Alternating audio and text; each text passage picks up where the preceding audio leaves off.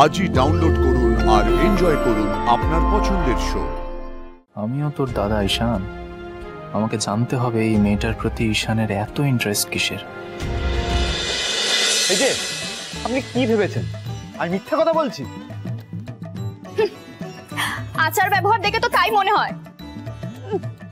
আপনার চোখ দুটো না খুব সুন্দর, তাও লাভ হয়নি। ডাক্তার দেখান, আপনি ভালো মানুষ চিনতে পারেন না। আপনি এভাবে কেন কথা বলছেন আমার সাথে?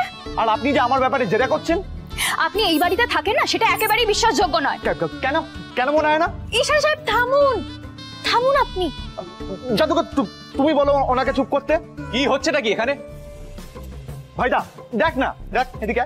হ্যাঁ এই মেয়েটা অ্যাওয়ার্ড অর্গানাইজারদের টিমে নতুন এসেছে, একটা কাজ ঠিক করে জানেন না। শুনুন, আমি কোনো অর্গানাইজারদের টিমে নই, আমি একজন টিচার আর আমি আমার কাজটা খুব ভালো করে জানি, তার জন্য আমাকে এখানে ডাকা হয়েছে। আপনি অনুশ্রী? হ্যাঁ।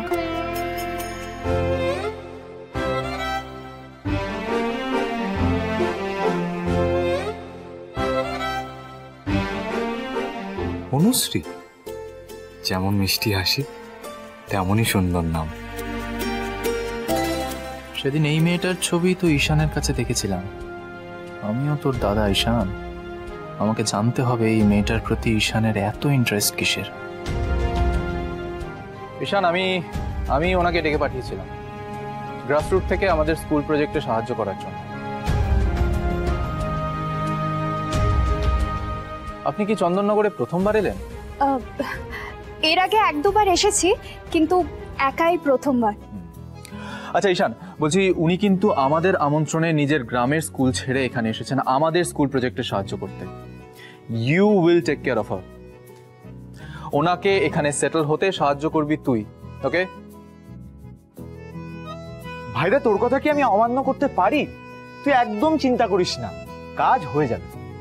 তুই একদম নিশ্চিন্তে থাক, কোনো সমস্যা হবে না।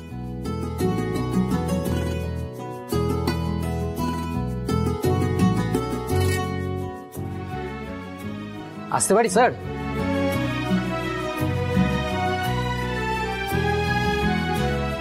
আসুন। আপনি? অ্যাওয়ার্ড কোম্পানির অর্গানাইজার টিম থেকে এসেছি। অ্যাকচুয়ালি আমাদের একটা মিসআন্ডারস্ট্যান্ডিং হয়েছে, তার জন্য আমি নিজে এসেছি আপনাকে ইনভাইট করতে। We are really very sorry sir. Sir, আপনি তো এখন ব্যস্ত, আমি কি পরে আসবো? শিওর, আপনি আসুন। চলো। এ ভাইদা, আমি একটু ওনাকে এগিয়ে দিয়ে আসি, আসছি। আপনি বসুন।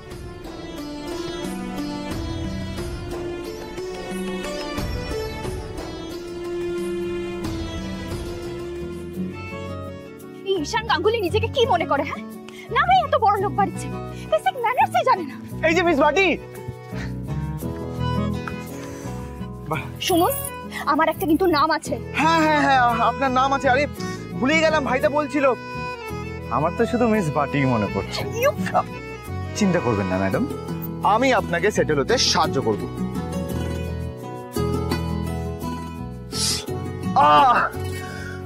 বাবা, কিভাবে তাকাবেন না প্লিজ। কেমন জানি মনে হচ্ছে আপনার চোখে আগুনে আমাকে পুড়িয়ে ফেলবেন।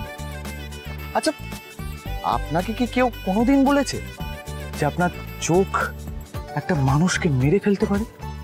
আপনি বুঝি সব ফিমেল এমপ্লয়ীদের সাথে এইভাবেই কথা বলেন? না, আপনি স্পেশাল মিস পাটি। আরে সরি সরি সরি, আপনার নামটা তো মনেই পড়ছে না। আরে কি জানো,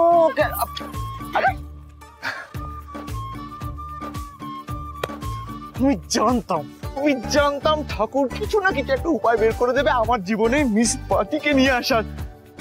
সরি অনুশ্রী।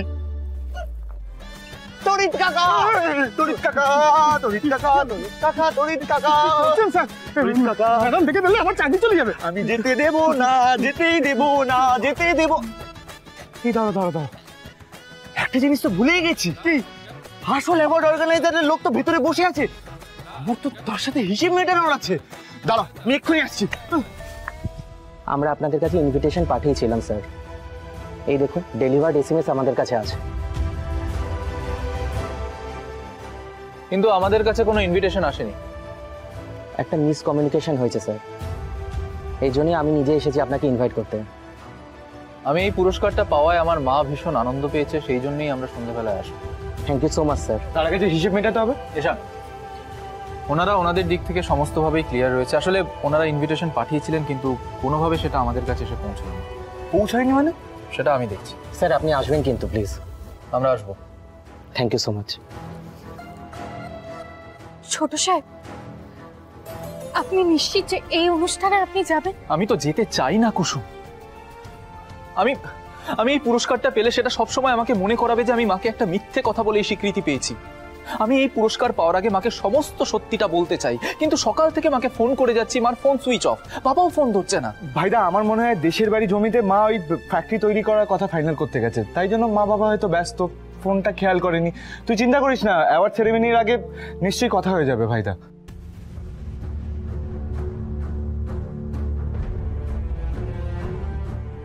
কোথায় আছো মা?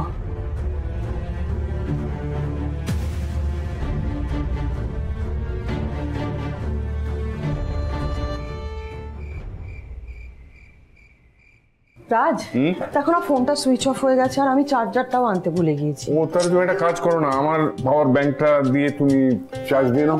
এনেছো? Thank you.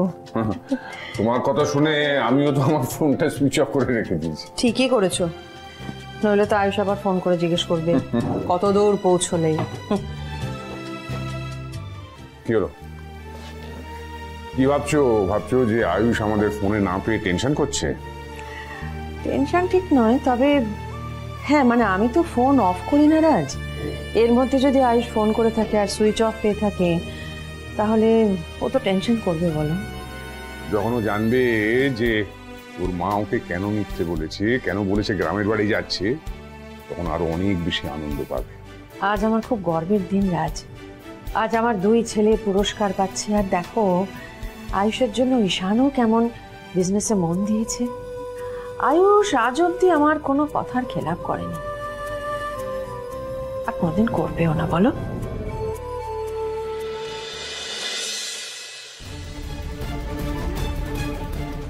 ভাইদা চিন্তা করিস না, কথা হয়ে যাবে মায়ের সাথে।